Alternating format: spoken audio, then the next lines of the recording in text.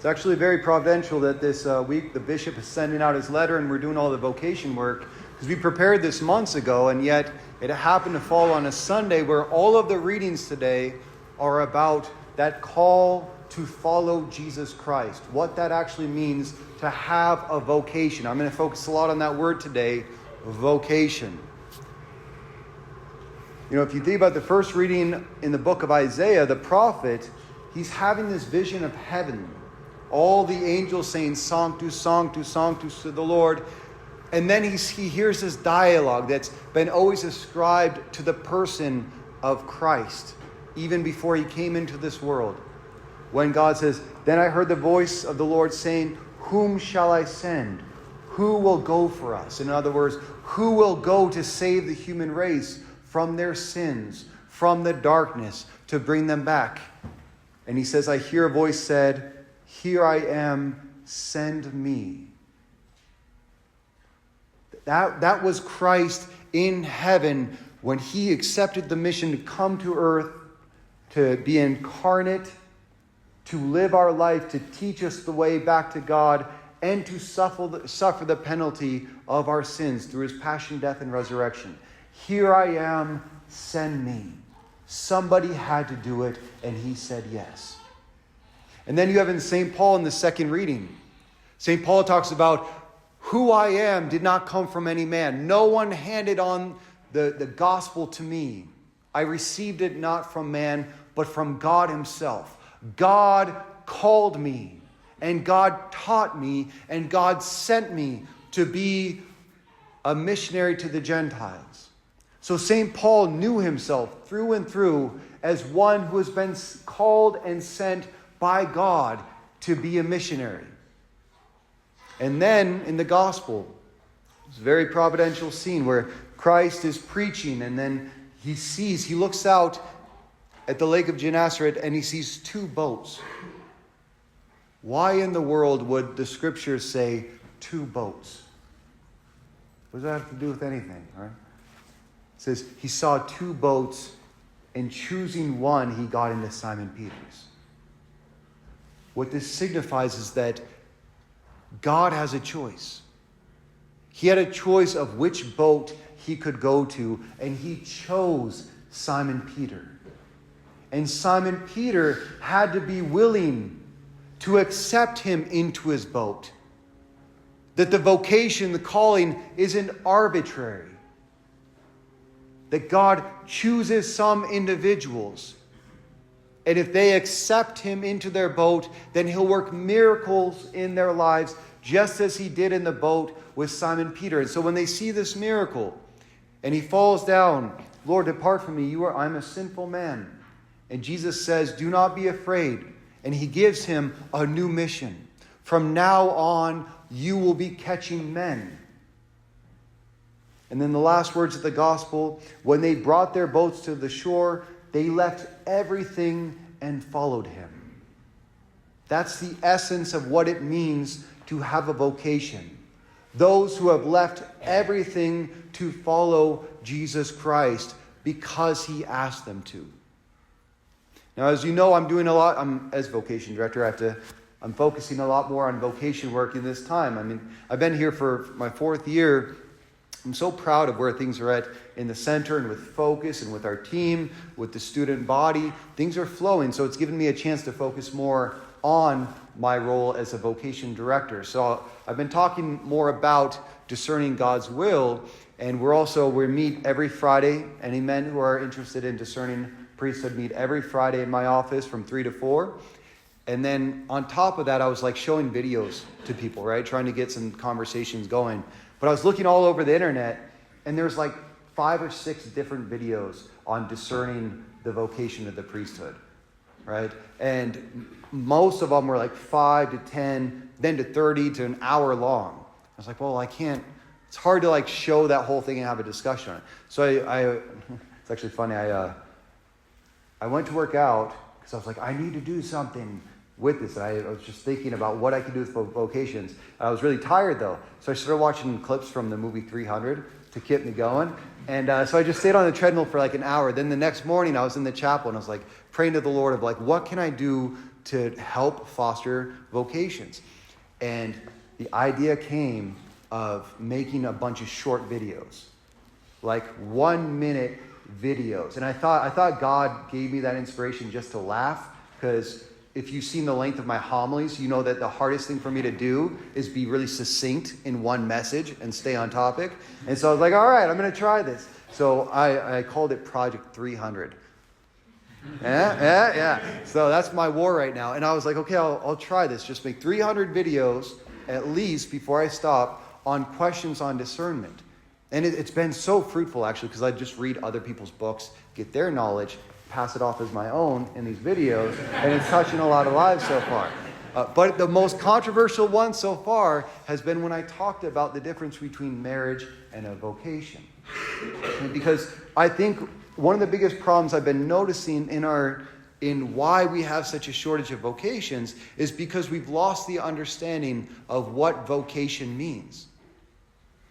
Historically, the word vocation was God is calling you to leave the natural state of married and single life, to leave everything and follow Him. Because marriage is natural and it's good. It's from God. The first commandment, be fruitful and multiply.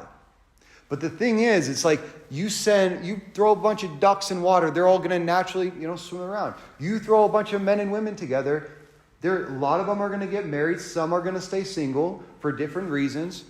But then the calling is to come above that, to leave that, to be completely dedicated to Christ as a priest or as a religious. But in our times, we've really watered down the word vocation. Like in the same way that we've watered down the word love. It's like I love pizza, and I love my family, and I love God. Right? All of these loves, but it's such a different level and meaning for each thing, right? Well, same thing, like I feel called to go to the retreat. I feel called to be single right now, and I feel, called to go pray for some time. And I feel called to the married life, and I feel called to be a priest. It's like we're taking the same word and we're applying it to so many different things at different times that it's actually watering down the true meaning of what vocation has always meant historically. And so I made a video on the difference on what vocation actually means, and it was one of the hottest topics that I put out there.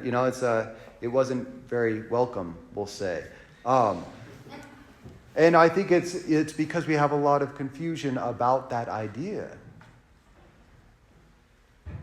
One of the hardest things is you meet guys who they'll say, I think I have a call, or girl, I think I have a call. And then they'll start discerning that, and then they'll meet somebody, and those natural butterflies come up, and they say, well, obviously I'm not called because I'm attracted to this person. And my whole thing for them is that means nothing about a call. Because we're all naturally attracted to marriage. And if you're not naturally attracted to marriage, you should not discern the priesthood. Because you will not enter into it to become a loving spouse of the church and a father of souls. The vocation is built upon. It's a supernatural calling away from the natural marriage state. So when Christ himself brings this up, when he talks about the question of divorce comes up. And Jesus says, I say to you, whoever divorces his wife, unless the marriage is unlawful, and marries another, commits adultery. And his disciples said, in that case, it is better a man with his wife that they not marry. He answered, not all can accept this word, but only those to whom it has been granted. Some are incapable of marriage because they were born so. Some because they were made so by others. And some because they have renounced marriage for the sake of the kingdom of heaven. And for those with ears to hear ought to hear. And that's where the vocation, that's what that means. The ones who renounce marriage for the sake of the kingdom of heaven. because God has invited them into that. And they said yes. In the same way he asked to get into Peter's boat, and he said yes. In the same way that God appeared to St. Paul, and he said yes. In the same way he went to every prophet before up to Isaiah, and he said yes. It's a call to leave what is natural to live what is supernatural. But if I don't understand that, then just the very fact that I'm attracted to other people, I'll immediately think that, well, obviously, I'm not called.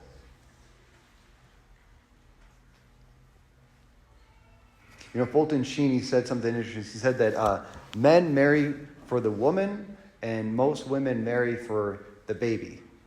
You know, that when men fall in love with the idea of the woman, women fall in love through marriage with the idea of the children. And it's actually interesting because, you know, matrimony, what that word comes from? Matris. Motherhood. Matrimony, holy matrimony, actually means motherhood. Right? So when guys say, I don't feel called to be a priest, what they're usually thinking is, I want to be with a woman. But they're not thinking about what marriage actually signifies, which is providing children for your wife and being that provider for them and protector, giving yourself for your wife and children. Most men don't think about that and say, well, I don't know if I'm called to that. But what they do get stuck up on is the honeymoon phase of just falling in love with a woman. The same thing with women. A woman who is called, she has to think, do I just want children, or do I want to give myself completely to this man for the rest of my life? Because that's what a woman is called to in her marriage, to serve her husband. But if we don't understand marriage in its proper role and proper place, then we won't properly discern what is God's call for me. We must understand the natural before we can truly step into the supernatural and respond to that. I know there might be a lot of questions. We had a lot of conversation after last Mass on what this all means. You know, what marriage, with a state of marriage, a single life, and a vocations. And I know that we could disagree with a lot of those things, right? We can disagree what vocation actually means, what marriage actually means. The one thing we're not disagreeing on today is that we all hate the Chiefs and want them to lose in the Super Bowl, right? That's the one thing that we're all in agreement here. But to understand and follow the vocation, we need a deep understanding of what it means that God created us as male and female, and marriage is natural in that. The vocation is being called above that.